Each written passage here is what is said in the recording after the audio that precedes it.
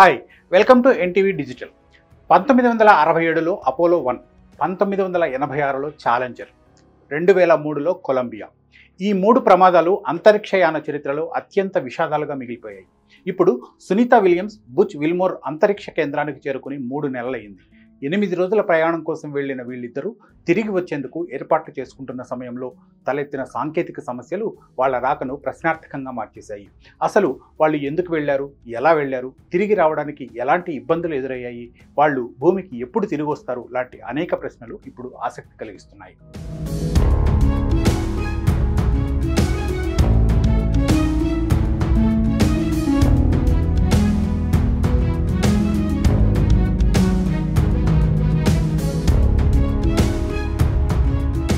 అంతరిక్షయానం అనగానే మనకు గుర్తొచ్చే పేరు నాసా. కానీ సునీత విలియమ్స్, బుచ్ విల్మోర్ అంతరిక్షయానానికి బోయింగ్ కంపెనీ తయారు చేసిన వాహక నౌకను వాడింది నాసా.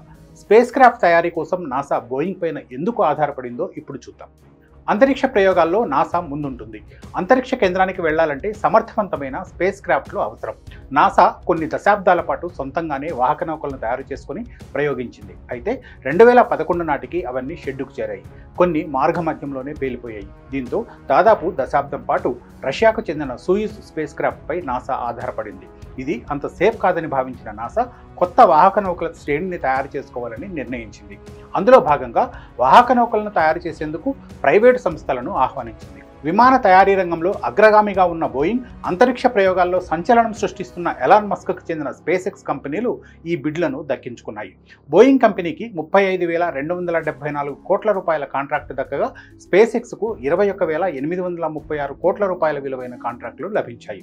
నాసా కాంట్రాక్టులు దక్కించుకున్న బోయింగ్, స్పేస్ ఎక్స్ కంపెనీలు తమదైన శైలిలో అంతరిక్ష వాహక నౌకలను రూపొందించాయి. ఈ విషయంలో బోయింగ్ వెనుకబడింది.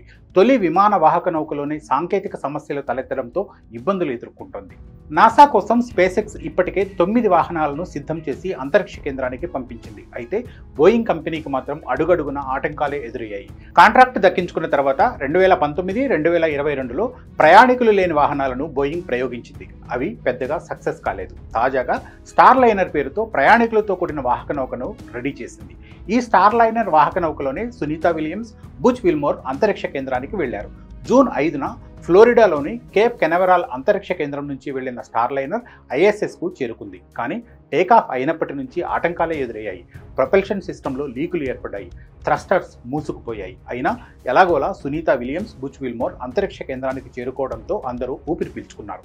స్టార్ లైనర్లో తలెత్తిన సాంకేతిక సమస్యలను సరిదిద్దేందుకు నాసా, బోయింగ్ ఎంతో ప్రయత్నించాయి. అయితే పూర్తి స్థాయిలో సక్సెస్ కాలేదు. దీంతో సునీత విలియమ్స్, బుచ్ విల్మోర్లను అక్కడే ఉంచి స్టార్ లైనర్ భూమికి తిరుగు ప్రయాణమైంది. సునీత విలియమ్స్, బుచ్ విల్మోర్లను అంతరిక్ష కేంద్రానికి తీసుకెళ్లిన స్టార్ లైనర్ భూమికి తిరిగి వస్తుందా రాదా అనే సందేహాలు ఉండేవి. అయితే అది క్షేమంగా తిరిగి రావడంతో అందరూ ఊపిరి పీల్చుకున్నారు. కానీ అనుకున్న లక్ష్యాన్ని మాత్రం అది చేరుకోలేకపోయింది. ప్రయాణికులను అంతరిక్ష కేంద్రానికి తీసుకెళ్లేందుకు స్టార్ లైనర్ అనే స్పేస్ షిప్ను తయారు చేసింది బోయింగ్. జూన్ 5న దీన్ని ప్రయోగించారు. ఇందులో సునీత విలియమ్స్, బుచ్ విల్మోర్ అంతరిక్ష కేంద్రానికి చేరుకున్నారు. స్టార్ లైనర్ 8 రోజుల పాటు అంతరిక్ష కేంద్రంలో ఉండి భూమికి తిరిగి రావాల్సి ఉంది. అయితే ఇది టేకాఫ్ అయినప్పటి నుంచి సాంకేతిక సమస్యలు ఏర్పడడంతో అనుకున్నట్లు ముందుకు సాగలేదు. అందుకే సునీత విలియమ్స్, బుచ్ విల్మోర్లను అంతరిక్ష కేంద్రంలోనే విడిచిపెట్టి ఆటో పైలట్ మోడ్లో భూమికి తిరిగి వచ్చేసింది స్టార్ లైనర్. న్యూ మెక్సికోలోని వైట్ శాండ్స్ హార్బర్లో ఇది ల్యాండ్ అయింది. మరి సునీత విలియమ్స్, విల్మోర్ల పరిస్థితి ఏంటి? వాళ్ళు భూమికి ఎప్పుడు తిరిగి వస్తారు?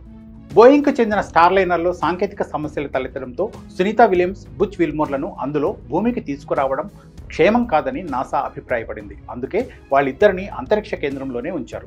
వాళ్లను స్పేస్ ఎక్స్కు చెందిన క్రూ డ్రాగన్ ద్వారా కిందకి తీసుకురావాలని నాసా నిర్ణయించింది. అయితే సెప్టెంబర్ చివరి నాటికి క్రూ డ్రాగన్ స్పేస్ క్రాఫ్ట్ సిద్ధం కానుంది. 4 ప్రయాణికులు వెళ్లేందుకు వీలుగా దీన్ని సిద్ధం చేస్తున్నారు. ఇద్దరితోనే ఇది అంతరిక్ష కేంద్రానికి వెళ్లనుంది.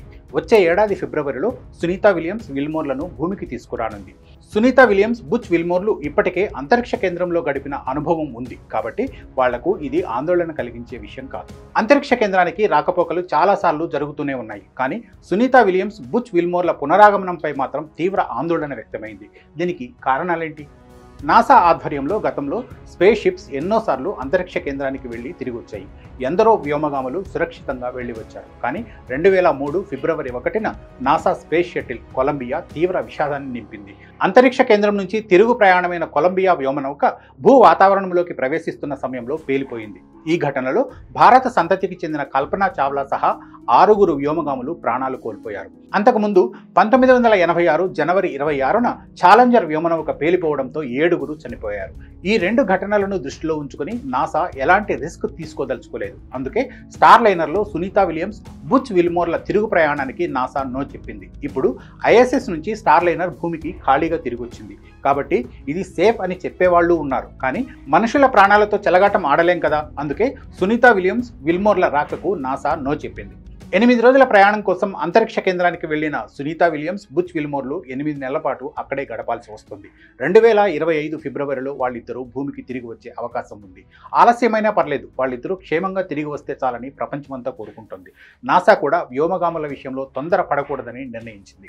స్టార్ లైనర్లోనే వాళ్లను తిరిగి తీసుకురావాలని బోయింగ్ ఎంత ఒత్తిడి చేసినా నాసా ఏమాత్రం తగ్గలేదు. వాళ్లను క్షేమంగా భూమికి తిరిగి తీసుకురావడమే తమ ప్రధాన కర్తవ్యం అని తేల్చేసింది.